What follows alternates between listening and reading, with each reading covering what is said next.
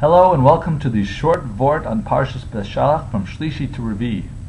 In Perek Yud Daled, Pasuk Tes Zayin, Hashem tells Moshe as the Jews are by the Yamsuf, Hashem says, V'ata harei mesmatcha, lift your staff, unetei es yadcha al hayam, and stretch out your hand on the sea, uvika and split it. Now the Malbim notes a unusual minor discrepancy between the beginning where it starts off where he has a staff, a stick, and then he is told only about his hand. What happened to the staff?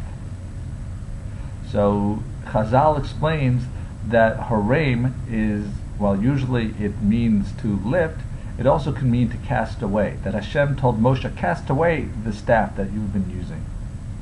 Now the story behind this is that Moshe originally was supposed to be the sole leader. There would be no Aaron helping him, and all the miracles would be done directly through Moshe on an elevated level. However, Moshe did not want to be the sole representative, and eventually Hashem said, all right, Aaron will go with you. And because of that, the whole Nevuah situation was on a lower level than it would have been. There needed to be now also intermediaries on the miracles, and not just Moshe doing it with his hand or his voice. Originally, even the communication with Hashem, that the Nevuahs would have been through Moshe's throat, so the Bnei Yisrael would have been able to get a more direct communication from Hashem. But instead, there was Aaron, and there was an indirect Nevuah through Moshe Rabbeinu, as well as the use of this staff.